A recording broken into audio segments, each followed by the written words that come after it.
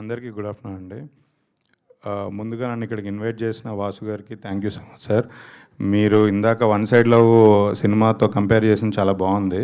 నేను ఇప్పుడే అది వింటుంటే రియలైజ్ అయ్యాను, నేనే ప్రేమిస్తున్నాను తప్ప నన్ను ఎవరు ప్రేమించట్లేదు అనుకుంటున్నాను.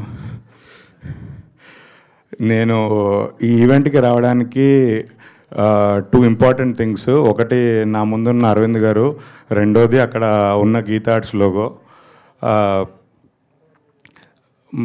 మా గాడ్ ఫాదరు, మా మాతృ సంస్థ, వాళ్ళ ఈవెంట్ అన్నాక కంపల్సరీ రావాలి. అండ్ ఇంకొకటి రెండు విషయాలు చెప్పాలి. ఒకటి పర్సనల్గా ఇక్కడ ఈ స్టేజ్ మీద నాకు ఒకటి ఆనందం ఉంది, ఇంకోటి రాక్షస ఆనందం ఉంది. ఆనందం ఏంటంటే హర్షిత్. సో కోవిడ్ టైంలో 2020లో హర్షిత్నితో కూర్చొని నేను రాహుల్ ఇద్దరం కలిసాము. రాహుల్ రవీంద్ర డైరెక్టర్ ఇద్దరం కలిసి అప్పుడు గర్ల్ ఫ్రెండ్ సినిమా రష్మిక గారి దగ్గరికి వెళ్ళకముందు ఒక చిన్న బడ్జెట్లో ఒక అప్కమింగ్ యాక్ట్రెస్తో చేద్దాం అనుకున్నాం. అప్పుడు హీరో హర్షిత్. సో ఫస్ట్ తనకే కథ చెప్పాము అప్పుడు, కానీ తర్వాత అది మేము చేయలేకపోయాం. బట్ హర్షిత్ దాని తర్వాత మంచి మంచి సినిమాలు సెలెక్ట్ చేసుకుంటూ ఇప్పుడు ఈ దివానా ట్రైలరు, సాంగ్స్ అన్నీ చూసాం. ఈ సినిమా చాలా పెద్ద హిట్ కొట్టి అప్కమింగ్ టాలెంట్లో నెంబర్ వన్గా ఉండి ఇంకా మంచి సినిమాలు చాలా చేసి పెద్ద హీరో అవ్వాలని కోరుకుంటున్నాను. అది లోపల నుంచి వచ్చే ఆనందం. రాక్షస ఆనందం ఏంటంటే వాసు గారిని చూసినప్పుడు, అంటే మేము మా సినిమా అమ్ముకోవడానికి వాళ్ళ దగ్గరికి వెళ్ళి మీటింగ్లు చేసినప్పుడు, సార్ ఇది ఇంతెందుకు అవుద్ది సార్, ఇంతలోనే చేసేయాలి కదా, ఇది 2 కోట్లలో అయిపోద్ది కదా, 4 కోట్లు అయిపోద్ది కదా, మీరు ఎందుకు ఇంత అడుగుతున్నారు ఓటీటీకి అని అనేవాళ్ళు. అప్పుడు మేము ఎంత చెప్పినా ఆయన నమ్మేవాళ్ళు కాదు, మమ్మల్ని దొంగల్లా చూసేవాళ్ళు. ఇప్పుడు ఆయనే ఒక సినిమా తీసి అనుకున్న బడ్జెట్ కన్నా చాలా ఎక్కువ ఖర్చు పెట్టి ఇంత క్వాలిటీతో తీసినప్పుడు ఆయనకి ఇప్పుడు మా బాధలన్నీ అర్థమై ఉంటాయి. సో లోపల ఇప్పుడు తెలిసి వచ్చింది ఈయనకి అని ఒక ఫీలింగ్ ఉంది నాకు.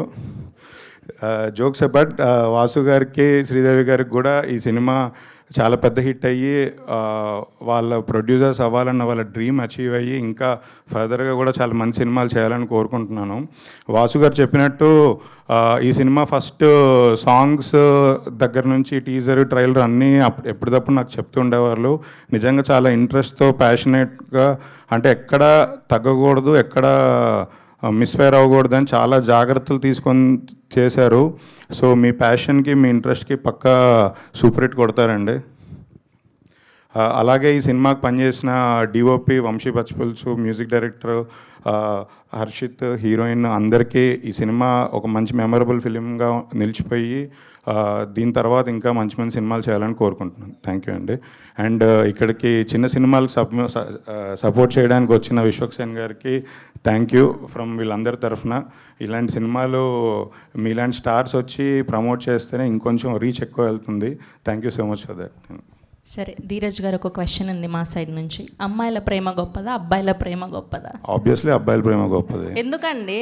మీరు అబ్బాయిల కష్టాలు మీకు ఏం తెలుసు అండి, మా పెయిన్ మీకు ఏం తెలుసు? ఒకటి చెప్పండి, ఒకటి చెప్పండి. ఎందుకండి మీరేంటండి ఏం సపోర్ట్ చేయలేరా? రండి తోడుగా. అమ్మాయిల ప్రేమ కూడా గొప్పదేనండి. ఏమండి ఆడిటోరియంలో మీరు ఎవరినైనా అడగండి, అమ్మాయిల ప్రేమ గొప్ప ఎవరు అక్కర్లేదు, నేనే చెప్తాను. బ్రేకప్స్ అన్ని అమ్మాయిలే చెప్తారు, అబ్బాయిలు అసలు చెప్పరు. తప్పు చాలా తప్పండి. అమ్మాయిలే బ్రేకప్ చెప్పి మనసు విరగొట్టి వెళ్ళిపోతారు. చాలా నిలబడి నేను వెనకబడి నేను పెళ్లి చేసుకున్నానండి. సరే, మీరు ఒక్కళ్ళు ఎపిక్ క్లాసిక్ అండి, మీ తర్వాత మేము మాత్రం అబ్బాయిలమేమో. సరే ఓకే, మీ దృష్టిలో అయితే అబ్బాయిల ప్రేమే గొప్పదంటారు. ఓకే. అండ్ ఇప్పుడు మా